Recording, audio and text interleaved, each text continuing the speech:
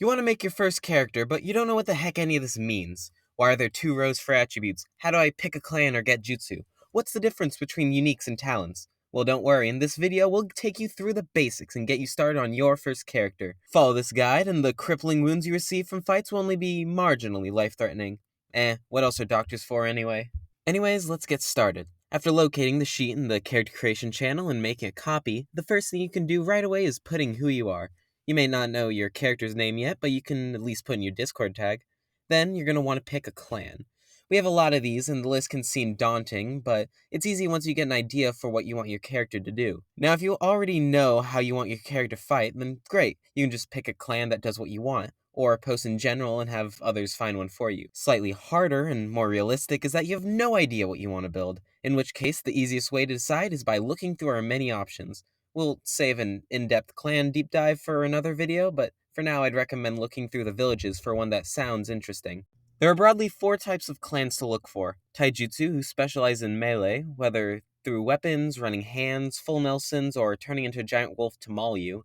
Then we have ninjutsu clans, which focus on the elements. Each of these will give you at least 1 elemental aptitude. What are aptitudes? We'll get to those later. For now, just know they allow you to use that type of element better than anyone else. This also includes para-elements, which are the combination of 2 elements. Next, we have the general clans, which provide an overall edge that can be useful to any build ranging from self-healing to turning invisible. Finally, there are unique clans, which give you a mechanic specially made for your clan, which is usually your primary game plan in combat, like the bug guys, puppet guys, or poison guys.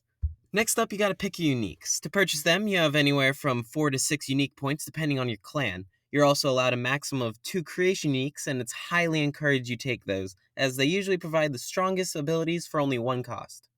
Then all the other uniques are categorized as either 1, 2, or 3 point, which is the cost to get them. You can always check these 2 boxes as they automatically calculate your total and spent unique points.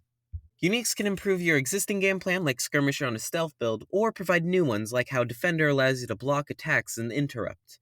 Try and find ones which work well with what you want your character to do.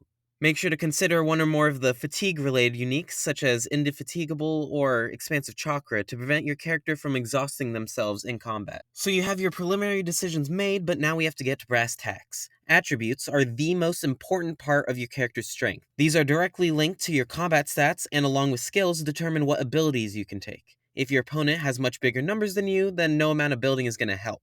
This is why it's always recommended to max out your XP spent on stats. But before that, you need to set your base stats. You start out with 25 points to distribute in this column, and you can only use a maximum of 10 per box. Because of this, the majority of builds have 2 10s and 1 5. After that, you need to start spending XP over here. You can only spend up to half your XP on stats, and at the start, each upgrade will cost you 4 XP, but this increases over time. This part is the most common place to mess up when making a character.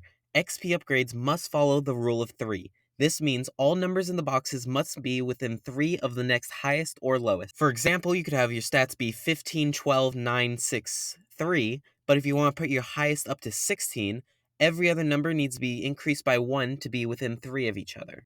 Next up is skills, which primarily influence your skill rolls and your abilities. You have your XP divided by 25 of them, so a new character starts out with 20. In the far row, this tells you your cap, meaning your total ranks cannot be higher than this number. Depending on the build, the most important skills to take at the start is your choice of research, athletics, or chakra control. These dictate what jutsus you can learn. For example, 4 ranks in athletics allows you to learn D-rank taijutsu, and 5 ranks in chakra control allows you to learn D-rank ninjutsu. Research 5 allows you to learn D-ranks ninjutsu or taijutsu, but by using the other methods, they grant benefits to taijutsu and ninjutsu respectively. Then the 3 most important skills are awareness, espionage, and stealth. The primary reason for taking these is to unlock the basic training ability. Covered later, it is the strongest overall ability in the game and useful in every build. While those 3 are the most important generally, there are exceptions for certain builds. There are 3 specialized skills: medicine, toxicology, diplomacy, and artisan. These are integral for a few features. For example, medicine is required for medical ninjutsu, toxicology is required for poison users, diplomacy is required for genjutsu users, and artisan is required for crafters. Next up is abilities, which gives you anything from +1 to specific stats to unique actions. These all have limits determined by your attributes, skills, XP, and a few other requirements. As alluded to before, basic training provides a great boost for every build, so keeping it max is always recommended. Then you should also try and get your abilities that increase your fatigue rolls for your chosen playstyle. healthy for taijutsu, and refined chakra control for ninjutsu. After that, generally anything that gives accuracy, like accurate or swift, are important, as well as dodge bonuses like evasive and instinct. And if you have the XP for it, the action point and initiative abilities are also pretty useful in combat. For more build-oriented suggestions, follow these guidelines. I'll leave it up a moment so you can take a look. Finally, what you all have been waiting for. Jutsu. Your primary actions in combat, from blowing dust in their eyes to blowing them off the face of the earth. Unfortunately, we can't all be Naruto and learn S ranks while we're in the academy, so we have to follow some rules. Here's the requirements for the basic D rank jutsu of each type. Taijutsu is Athletics 4 or Research 5. Ninjutsu, you need to have an aptitude in the element, Chakra Control 5, or 4 if you have Affinity, and Research 5. Sealing, you need 5 Chakra Control and 5 Research. Medical, you need the Medical Training Talent, 5 Chakra Control, and 5 Medicine. The Genjutsu Training Ability gets you E ranks, but for D ranks you need 5 Diplomacy, 5 Research, and for your diplomacy plus research to total 15 or more. Now I want to focus on what aptitudes and affinities are. Some clans give you ones, while others make you have to buy them yourself, so make sure to read your clan to check which one's the case. For everyone else, you need to go to the Abilities tab for the Elemental Aptitude and Elemental Affinity. To learn an elemental jutsu, you must have an aptitude, which you can track here on your character profile. Affinity is the mastery of a single element, giving you bonuses when using that specific type. Normally you can only have one, but para-element clans get two because they're special. When picking your first jutsu, try and look for whatever catches your eye. Make sure to keep in mind anything with accuracy penalties will be pretty hard to hit, unless your opponent is at higher fatigue or their defenses are lowered in other ways. Anything at base accuracy will be mild to difficult to hit, and accuracy jutsu will be easier to hit, but often provide less reward. Since you can always change them out later, feel free to experiment and swap out any jutsu that doesn't fit with what you're going for. Regardless of your build, there are a few jutsu that every character should take, or other characters can exploit it as a weakness. Some examples to consider definitely are Escape Grapple, Substitution Technique, Body Flicker Technique, and Genjutsu Release. Once you decide which jutsu you want to take, you'll need to make sure you have enough XP and then log them into your jutsu tab. Let's do an example with the D-rank taijutsu Senpu Whirlwind. First, we need to fill out all the general information. For example, the jutsu is D-rank, we found it in taijutsu and unarmed sections, and the cost is going to be automatically calculated depending on what the rank is, so you can just leave that box alone. Then, copy-paste the name of the jutsu.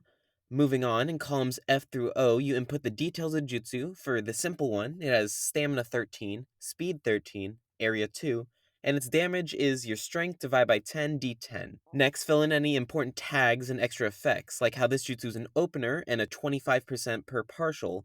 We can get to that later. Make sure to word it in a way you understand, and if that means copying the entire thing down to your sheet, it's up to you. Finally, Rio, the primary currency on our server. On creation, you start with 50,000 to buy whatever you need. Depending on the build, you'll fit into 3 categories. If you're a weapon user, you'll obviously need weaponry. So basically all of your starting money is going to be spent to grab a starting item. Next is the crafters, who will most likely craft. So you'll want money to make your creations. This encompasses artisan crafters, poison users, and whatever else can be made. Looking at you, Hakubai.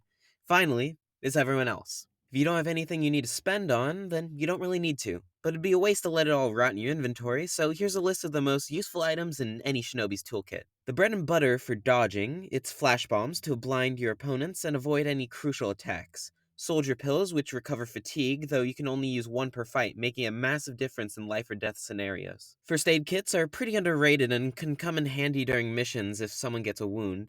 Compass and map never hurt to make sure you don't get lost in the forest, and that's actually mostly it. You won't have a lot to put your money towards, so feel free to pick up some consumables as well.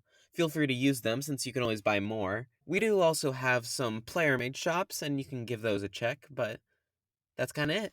That's your character creation. Have fun.